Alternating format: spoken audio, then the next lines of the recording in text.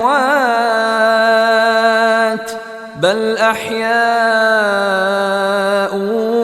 ولكن لا تشعرون ولنبلونكم بشيء من الخوف والجوع ونقص من الأموال والأنفس والثمرات وبشر الصابرين الذين إذا أصابتهم مصيبة قالوا إنا لله وإنا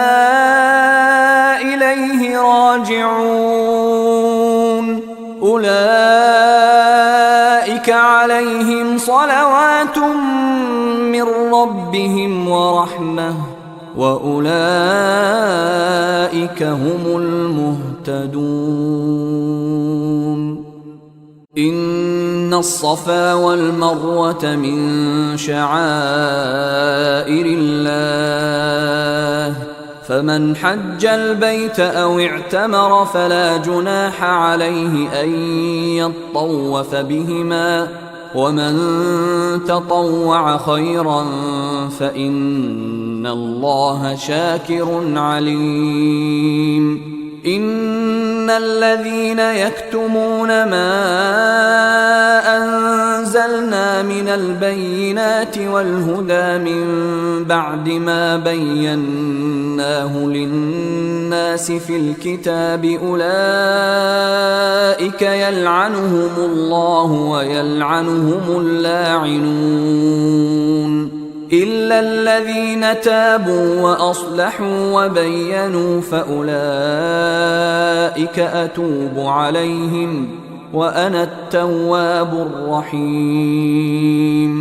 إن الذين كفروا وماتوا وهم كفار أولئك عليهم لعنة الله والملائكة والناس أجمعين خالدين فيها لا يخفف عنهم العذاب ولا هم ينظرون وإلهكم إله واحد لا إله إلا هو الرحمن الرحيم إن في خلق السماوات والأرض واختلاف الليل والنهار والفلك التي تجري في البحر بما ينفع الناس وما أنزل الله من السماء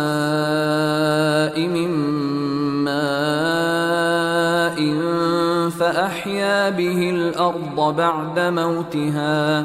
فأحيا به الأرض بعد موتها وبث فيها من كل دابة وتصريف الرياح والسحاب المسخر بين السماء والأرض لآيات لقوم يعقلون ومن الناس من يتخذ من دون الله أندادا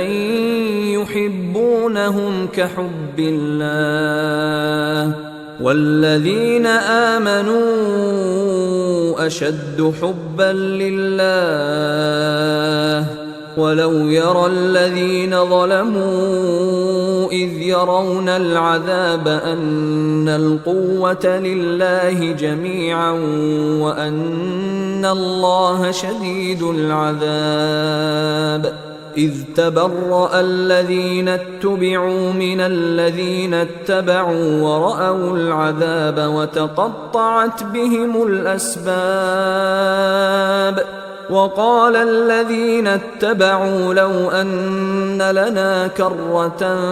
فنتبرأ منهم كما تبرأوا منا كذلك يريهم الله أعمالهم حسرات عليهم وما هم بخارجين من النار.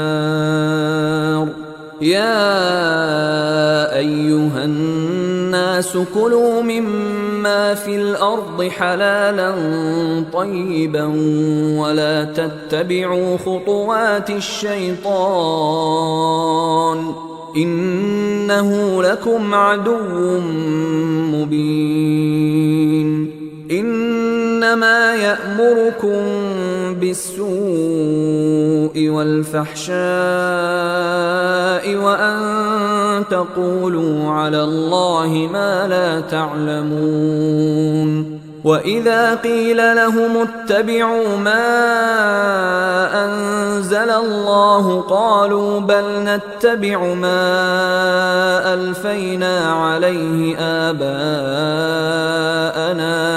أولو كان آباؤهم لا يعقلون شيئا ولا يهتدون. ومثل الذين كفروا كمثل الذي ينعق بما لا يسمع إلا دعاء ونداء صم بكم عمي فهم لا يعقلون. يا أيها الذين آمنوا كلوا من طيبات ما رزقناكم واشكروا لله إن كنتم إياه تعبدون. إنما حرم عليكم الميتة والدم ولحم الخنزير وما أهل به لغير الله فمن اضطر غير باغ ولا عاد فلا إثم عليه إن الله غفور رحيم. إن الذين يكتمون ما أنزل الله من الكتاب ويشترون به ثمنا قليلا أولئك ما يأكلون في بطونهم إلا النار ولا يكلمهم الله يوم القيامة ولا يزكيهم ولهم عذاب أليم. أولئك الذين اشتروا الضلالة بالهدى والعذاب بالمغفرة فما أصبرهم على النار ذلك بأن الله نزل الكتاب بالحق وإن الذين اختلفوا في الكتاب لفي شقاق بعيد. ليس البر أن تولوا وجوهكم قبل المشرق والمغرب ولكن البر من آمن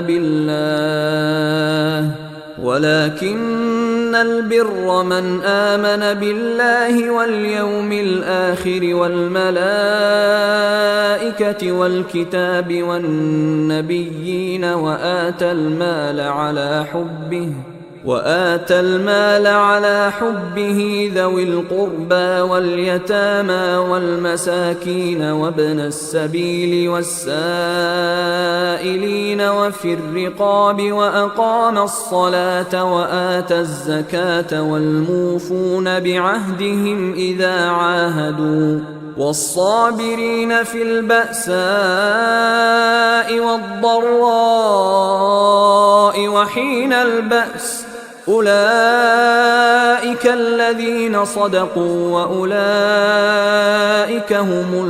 المتقون. يا أيها الذين آمنوا كتب عليكم القصاص في القتلى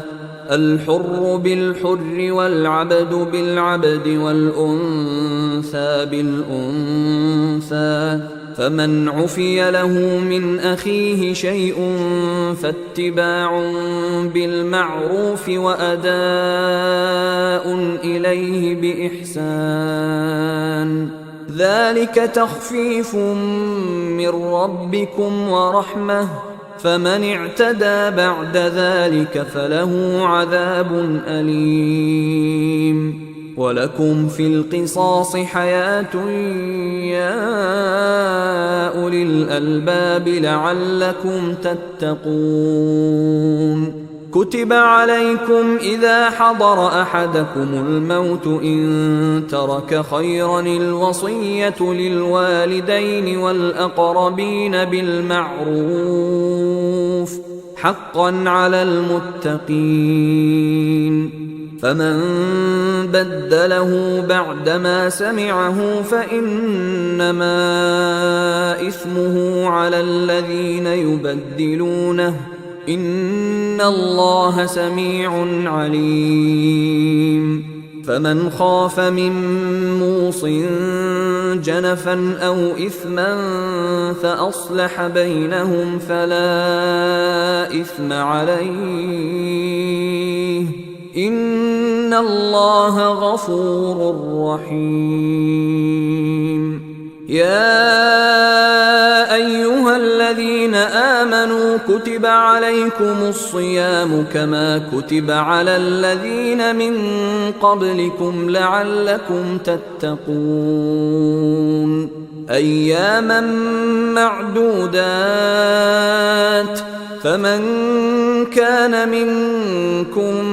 مريضا أو على سفر فعدة من أيام أخر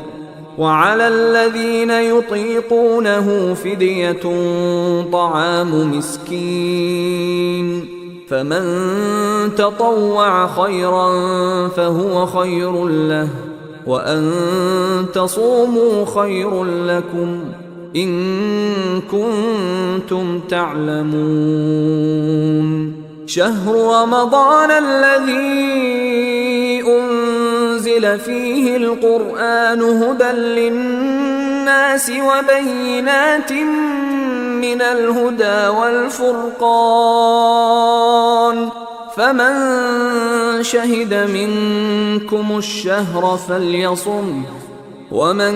كان مريضا أو على سفر فعدة من أيام أخر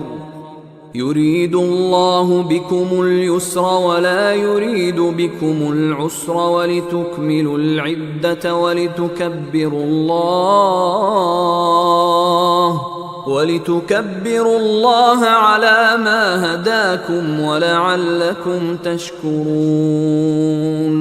وإذا سألك عبادي عني فإني قريب أجيب دعوة الداع إذا دعان فليستجيبوا لي وليؤمنوا بي لعلهم يرشدون أحل لكم ليلة الصيام الرفث إلى نسائكم هن لباس لكم وأنتم لباس لهن علم الله أنكم كنتم تختانون أنفسكم فتاب عليكم وعفى عنكم فالآن باشروهن وابتغوا ما كتب الله لكم وكلوا واشربوا حتى يتبين لكم الخيط الأبيض من الخيط الأسود من الفجر ثم أتموا الصيام إلى الليل ولا تباشروهن وأنتم عاكفون في المساجد تلك حدود الله فلا تقربوها كذلك يبين الله آياته للناس لعلهم يتقون ولا تأكلوا أموالكم بينكم بالباطل وتدلوا بها إلى الحكام لتأكلوا فريقا من أموال الناس بالإثم وأنتم تعلمون. يسألونك عن الأهلة قل هي مواقيت للناس والحج وليس البر بأن تأتوا البيوت من ظهورها ولكن البر من اتقى وأتوا البيوت من أبوابها واتقوا الله لعلكم تفلحون. وقاتلوا في سبيل الله الذين يقاتلونكم ولا تعتدوا إن الله لا يحب المعتدين. واقتلوهم حيث ثقفتموهم وأخرجوهم من حيث أخرجوكم والفتنة أشد من القتل ولا تقاتلوهم عند المسجد الحرام حتى يقاتلوكم فيه فإن قاتلوكم فاقتلوهم كذلك جزاء الكافرين. فإن انتهوا فإن الله غفور رحيم. وقاتلوهم حتى لا تكون فتنة ويكون الدين لله فإن انتهوا فلا عدوان إلا على الظالمين.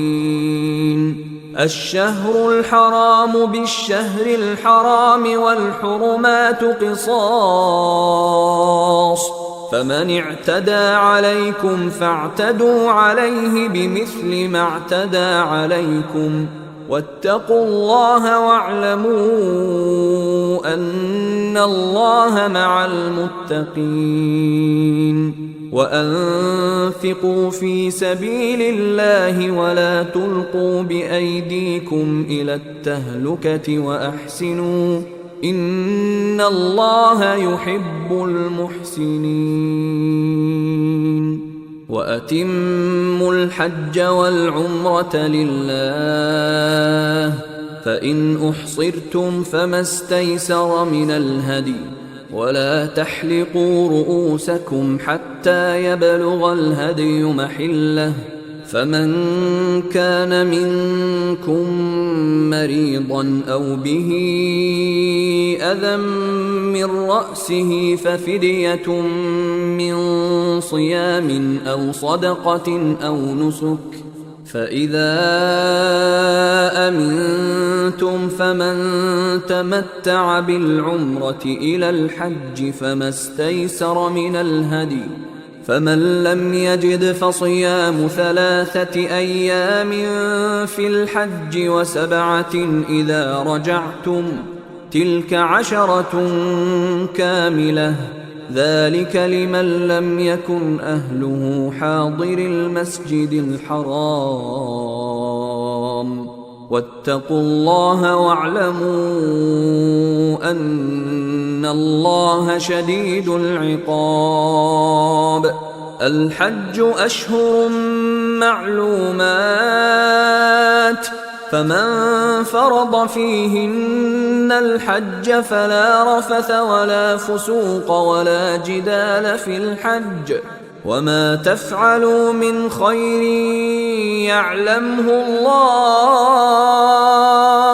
وتزودوا فإن خير الزاد التقوى واتقون يا أولي الألباب. ليس عليكم جناح أن تبتغوا فضلا من ربكم فإذا أفضتم من عرفات فاذكروا الله عند المشعر الحرام واذكروه كما هداكم وإن كنتم من قبله لمن الضالين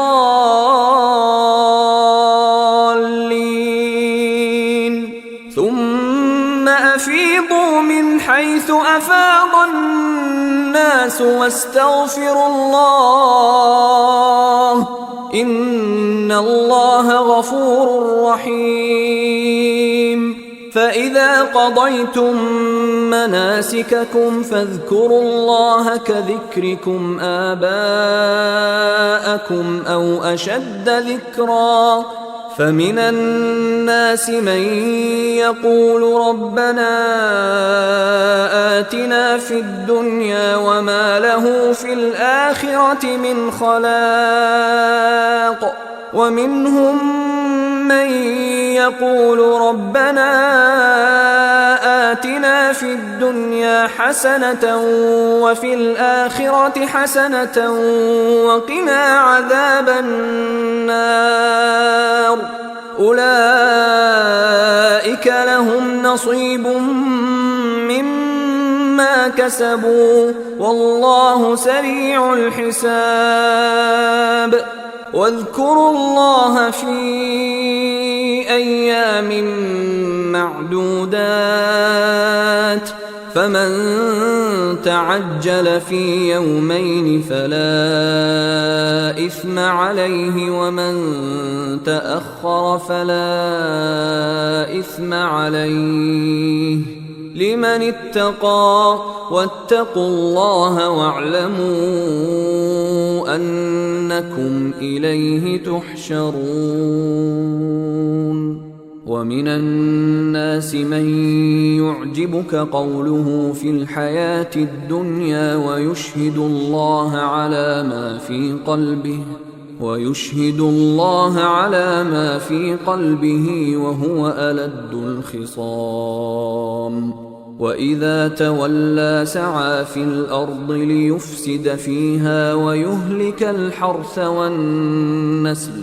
والله لا يحب الفساد وإذا قيل له اتق الله أخذته العزة بالإثم فحسبه جهنم ولبئس المهاد ومن الناس من يشري نفسه ابتغاء مرضات الله والله رؤوف بالعباد يا أيها الذين آمنوا ادخلوا في السلم كافة ولا تتبعوا خطوات الشيطان إنه لكم عدو مبين فإن زللتم من بعد ما جاءتكم البينات فاعلموا أن الله عزيز حكيم هل ينظرون إلا أن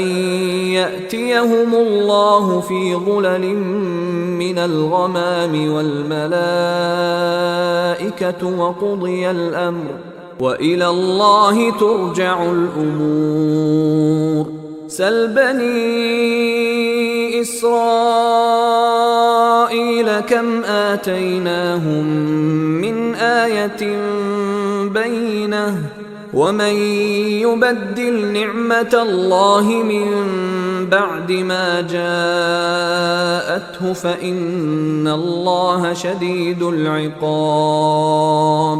زين للذين كفروا الحياة الدنيا ويسخرون من الذين آمنوا والذين اتقوا فوقهم يوم القيامة والله يرزق من يشاء بغير حساب كان الناس أمة واحدة فبعث الله النبيين مبشرين ومنذرين فبعث الله النبيين مبشرين ومنذرين وأنزل معهم الكتاب بالحق ليحكم بين الناس فيما اختلفوا فيه وما اختلف فيه إلا الذين أوتوه من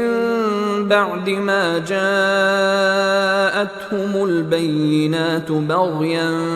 بينهم فهدى الله الذين آمنوا لما اختلفوا فيه من الحق بإذنه والله يهدي من يشاء إلى صراط مستقيم. أم حسبتم أن تدخلوا الجنة ولما يأتكم مثل الذين خلوا من قبلكم مستهم البأساء والضراء وزلزلوا حتى يقول الرسول والذين آمنوا معه متى نصر الله ألا إن نصر الله قريب. يسألونك ماذا ينفقون قل ما أنفقتم من خير فللوالدين والأقربين واليتامى والمساكين وابن السبيل وما تفعلوا من خير فإن الله به عليم. كتب عليكم القتال وهو كره لكم وعسى أن تكرهوا شيئا وهو خير لكم وعسى أن تحبوا شيئا وهو شر لكم والله يعلم وأنتم لا تعلمون. يسألونك عن الشهر الحرام قتال فيه قل قتال فيه كبير وصد عن سبيل الله وكفر به والمسجد الحرام وإخراج أهله منه أكبر عند الله والفتنة أكبر من القتل ولا يزالون يقاتلونكم حتى يردوكم عن دينكم إن استطاعوا ومن يرتدد منكم عن دينه فيمت وهو كافر فأولئك حبطت أعمالهم في الدنيا والآخرة وأولئك أصحاب النار هم فيها خالدون. إن الذين آمنوا والذين هاجروا وجاهدوا في سبيل الله أولئك يرجون رحمة الله والله غفور رحيم. يسألونك عن الخمر والميسر قل فيهما إثم كبير ومنافع للناس وإثمهما أكبر من نفعهما ويسألونك ماذا ينفقون قل العفو كذلك يبين الله لكم الآيات لعلكم تتفكرون في الدنيا والآخرة. ويسألونك عن اليتامى قل إصلاح لهم خير وإن تخالطوهم فإخوانكم والله يعلم المفسد من المصلح ولو شاء الله لأعنتكم إن الله عزيز حكيم. ولا تنكحوا المشركات حتى ولأمة مؤمنة خير من مشركة ولو أعجبتكم ولا تنكحوا المشركين حتى يؤمنوا ولعبد مؤمن خير من مشرك ولو أعجبكم أولئك يدعون إلى النار والله يدعو إلى الجنة والمغفرة بإذنه ويبين آياته للناس لعلهم يتذكرون ويسألونك عن المحيض قل هو أذى فاعتزلوا النساء في المحيض ولا تقربوهن حتى يطهرن فإذا تطهرن فأتوهن من حيث أمركم الله إن الله يحب التوابين ويحب المتطهرين نساؤكم حرث لكم فأتوا حرثكم أنى شئتم وقدموا لأنفسكم واتقوا الله واعلموا أنكم ملاقوه وبشر المؤمنين ولا تجعلوا الله عرضة لأيمانكم أن تبروا وتتقوا وتصلحوا بين الناس والله سميع عليم لا يؤاخذكم الله باللغو في أيمانكم ولكن يؤاخذكم بما كسبت قلوبكم والله غفور حليم للذين يؤلون من نسائهم تربص 4 أشهر فإن فاءوا فإن الله غفور رحيم وإن عزموا الطلاق فإن الله سميع عليم والمطلقات يتربصن بأنفسهن 3 قروء ولا يحل لهن أن يكتمن ما خلق الله في أرحامهن إن كن يؤمن بالله واليوم الآخر وبعولتهن أحق بردهن في ذلك إن أرادوا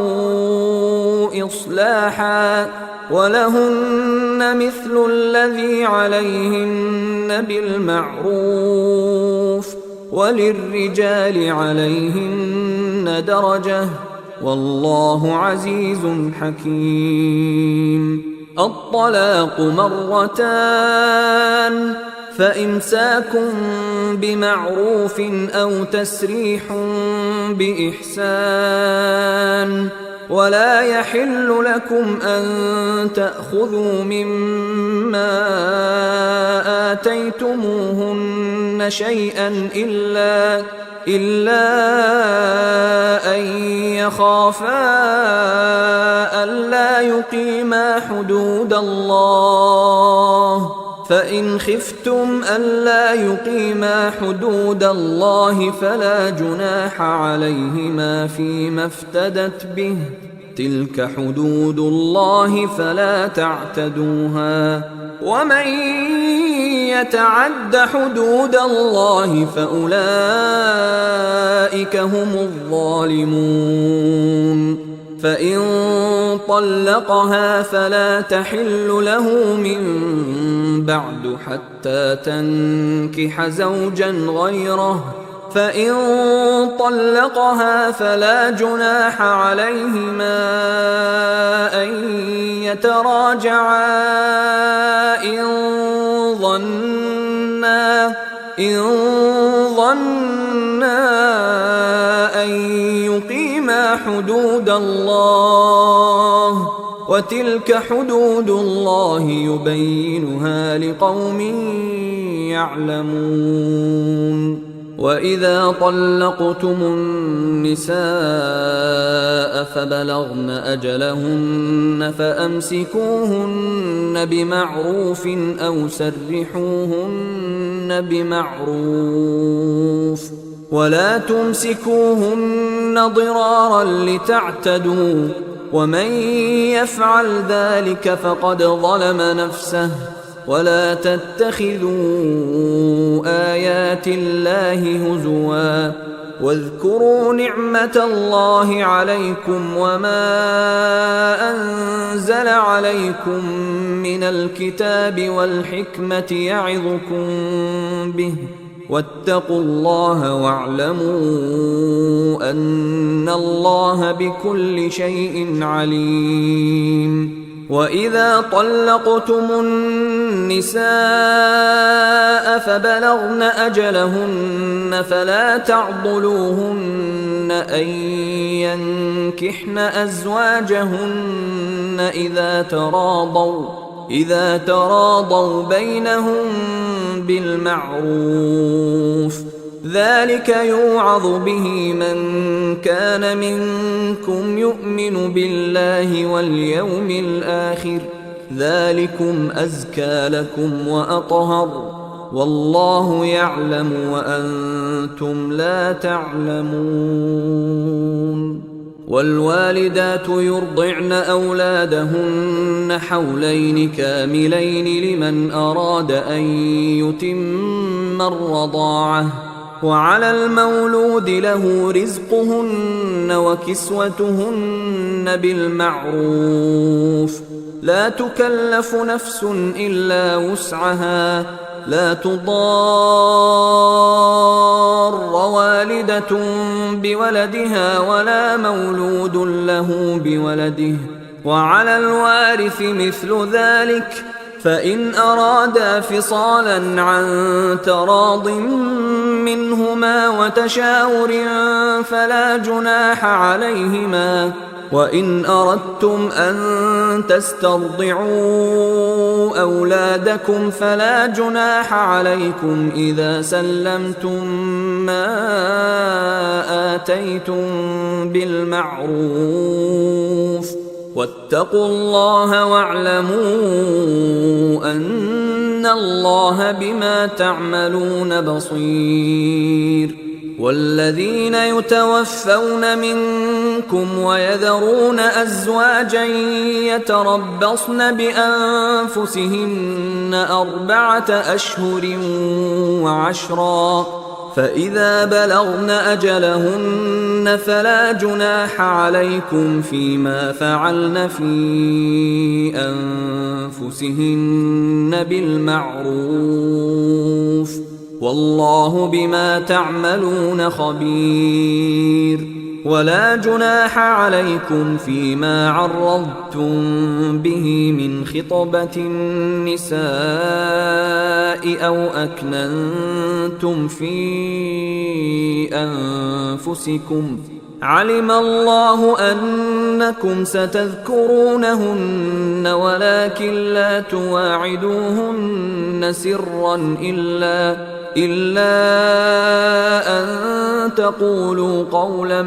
معروفا، ولا تعزموا عقدة النكاح حتى يبلغ الكتاب أجله، واعلموا أن الله يعلم ما في أنفسكم فاحذروه،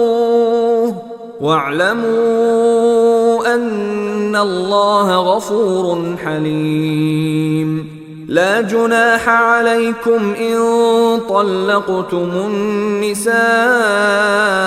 ما لم تمسوهن أو تفرضوا لهن فريضة، ومتعوهن على الموسع قدره وعلى المقتر قدره متاعا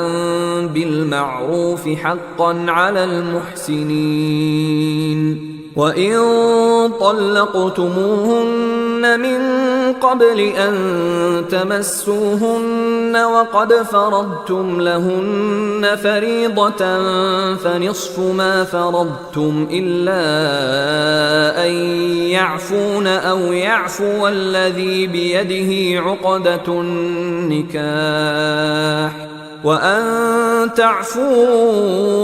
أقرب للتقوى ولا تنسوا الفضل بينكم إن الله بما تعملون بصير حافظوا على الصلوات والصلاة الوسطى وقوموا لله قانتين فإن خفتم فرجالا أو ركبانا فإذا أمنتم فاذكروا الله كما علمكم ما لم تكونوا تعلمون والذين يتوفون منكم ويذرون أزواجا وصية لأزواجهم متاعا إلى الحول غير إخراج فإن خرجن فلا جناح عليكم فيما فعلن في أنفسهن من معروف والله عزيز حكيم وللمطلقات متاع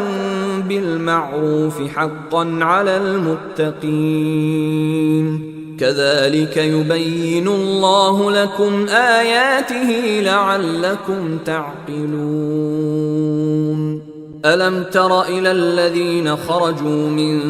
ديارهم وهم ألوف حذر الموت فقال لهم الله موتوا ثم أحياهم إن الله لذو فضل على الناس ولكن أكثر الناس لا يشكرون وقاتلوا في سبيل الله واعلموا أن الله سميع عليم من ذا الذي يقرض الله قرضا حسنا فيضاعفه له أضعافا كثيرة والله يقبض ويبسط وإليه ترجعون ألم تر إلى الملأ من بني إسرائيل من بعد موسى إذ قالوا لنبي لهم ابعث لنا ملكا نقاتل في سبيل الله قال هل عسيتم إن كتب عليكم القتال ألا تقاتلوا قالوا وما لنا ألا نقاتل في سبيل الله وقد أخرجنا من ديارنا وأبنائنا فلما كتب عليهم القتال تولوا إلا قليلا منهم والله عليم بالظالمين وقال لهم نبيهم إن الله قد بعث لكم طالوت ملكا قالوا أنى يكون له الملك علينا ونحن أحق بالملك منه ولم يؤت سعة من المال قال إن الله اصطفاه عليكم وزاده بسطة في العلم والجسم والله يؤتي ملكه من يشاء والله واسع عليم وقال لهم نبيهم إن آية ملكه أن يأتيكم التابوت فيه سكينة من ربكم وبقية مما ترك آل موسى وآل هارون تحمله الملائكة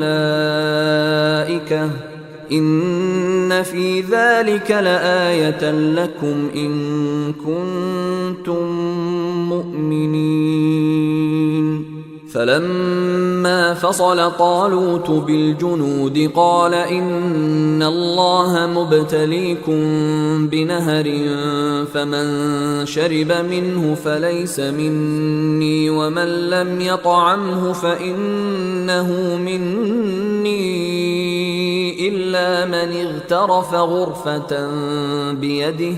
فشربوا منه إلا قليلا منهم فلما جاوزه هو والذين آمنوا معه قالوا لا طاقة لنا اليوم بجالوت وجنوده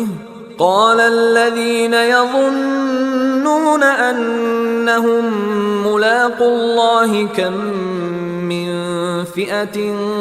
قليلة غلبت فئة كثيرة بإذن الله والله مع الصابرين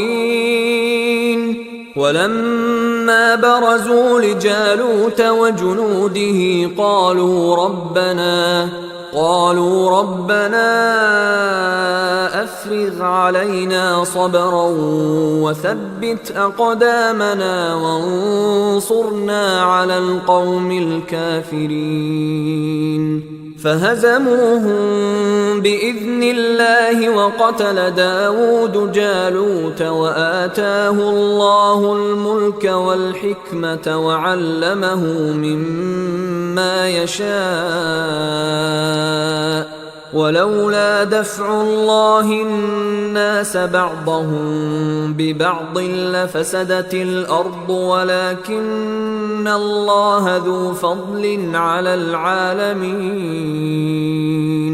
تلك آيات الله نتلوها عليك بالحق وإنك لمن المرسلين تلك الرسل فضلنا بعضهم على بعض منهم من كلم الله ورفع بعضهم درجات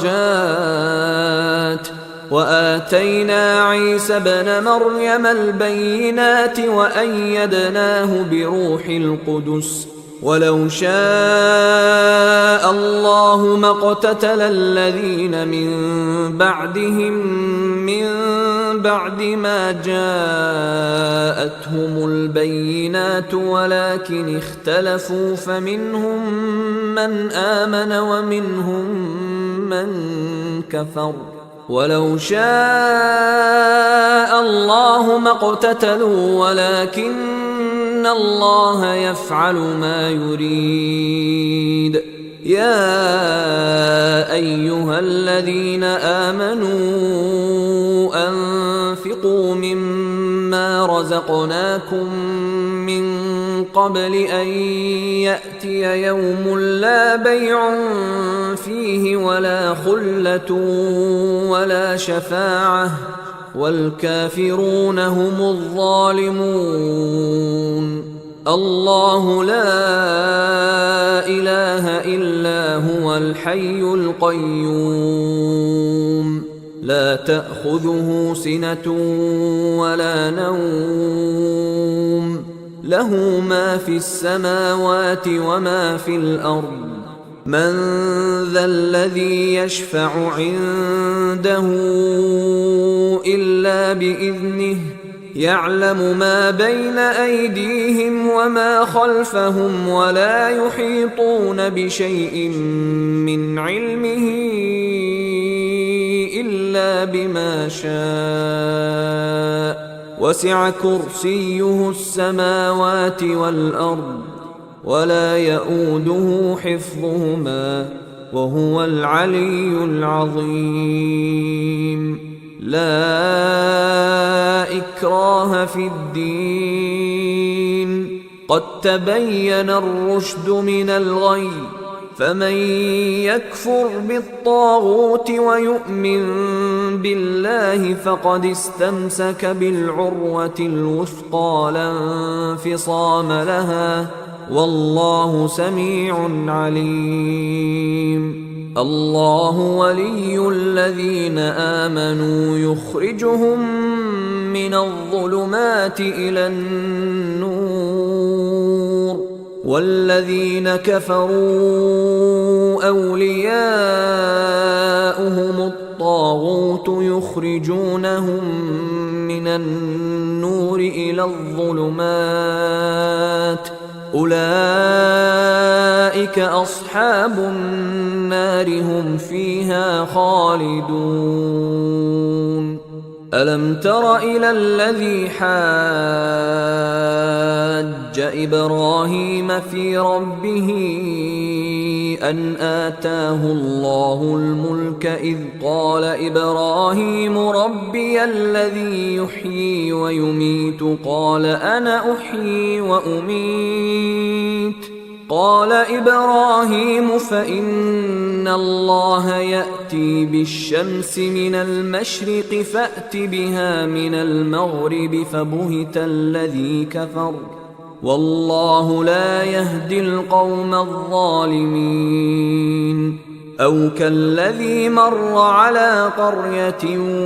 وهي خاوية على عروشها قال أنى يحيي هذه الله بعد موتها فأماته الله 100 عام ثم بعثه قال كم لبثت قال لبثت يوما أو بعض يوم قال بل لبثت 100 عام فانظر إلى طعامك وشرابك لم يتسنه وانظر إلى حمارك ولنجعلك آية للناس وانظر إلى العظام كيف ننشزها ثم نكسوها لحما فلما تبين له قال أعلم أن الله على كل شيء قدير. وإذ قال إبراهيم رب أرني كيف تحيي الموتى قال أولم تؤمن قال بلى ولكن ليطمئن قلبي قال فخذ 4 من الطير فصرهن إليك ثم اجعل على كل جبل منهن جزءا ثم ادعهن يأتينك سعيا واعلم أن الله عزيز حكيم. مثل الذين ينفقون أموالهم في سبيل الله كمثل حبة أنبتت 7 سنابل في كل سنبلة 100 حبة والله يضاعف لمن يشاء والله واسع عليم. الذين ينفقون أموالهم في سبيل الله ثم لا يتبعون ما أنفقوا منا ولا أذى لهم أجرهم عند ربهم ولا خوف عليهم ولا هم يحزنون. قول معروف ومغفرة خير من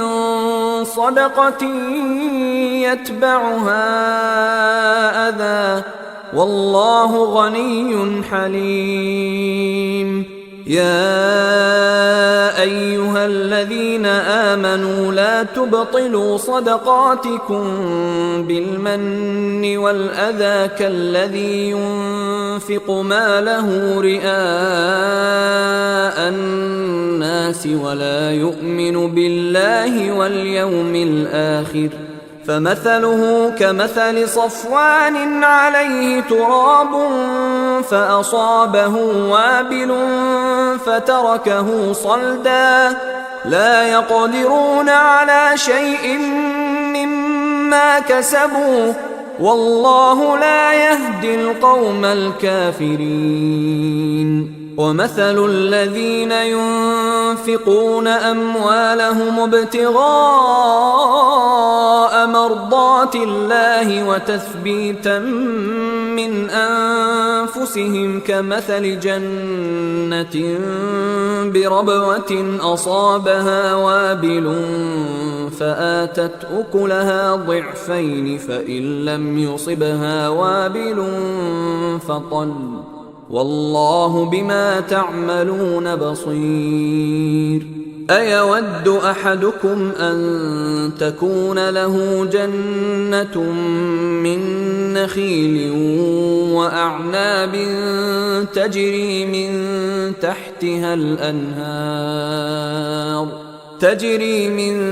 تحتها الأنهار له فيها من كل الثمرات وأصابه الكبر وله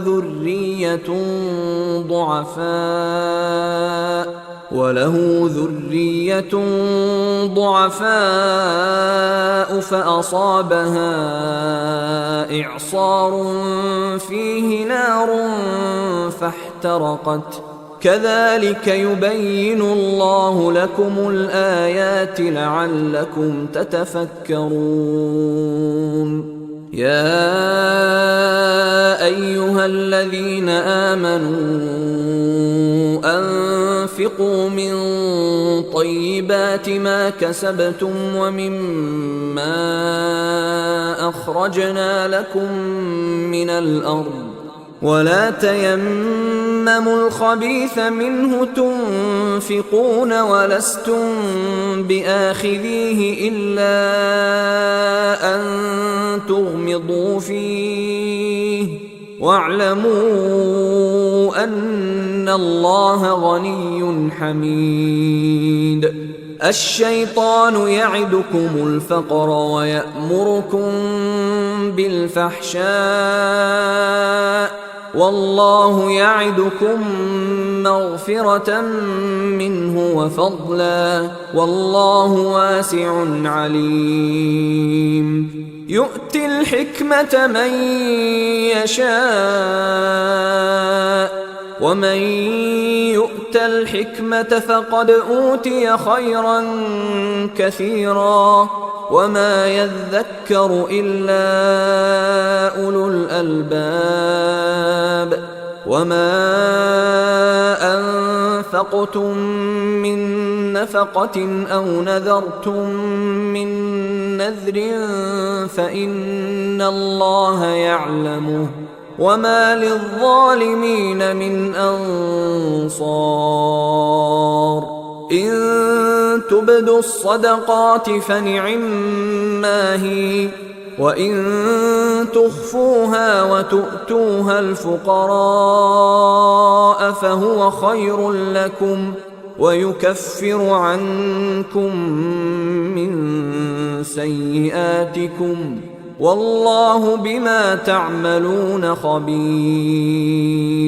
ليس عليك هداهم ولكن الله يهدي من يشاء وما تنفقوا من خير فلأنفسكم وما تنفقون إلا ابتغاء وجه الله وما تنفقوا من خير يوفى إليكم وأنتم لا تظلمون.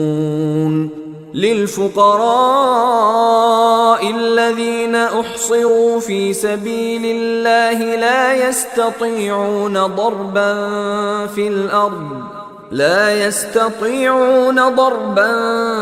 في الأرض يحسبهم الجاهل أغنياء من التعفف تعرفهم بسيماهم لا يسألون الناس إلحافا وما تنفقوا من خير فإن الله به عليم. الذين ينفقون أموالهم بالليل والنهار سرا وعلانية فلهم أجرهم عند ربهم ولا خوف عليهم ولا هم يحزنون.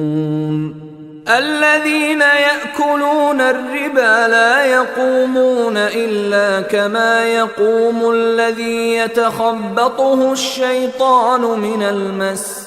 ذلك بأنهم قالوا إنما البيع مثل الربا وأحل الله البيع وحرم الربا. فمن جاءه موعظة من ربه فانتهى فله ما سلف وأمره إلى الله، ومن عاد فأولئك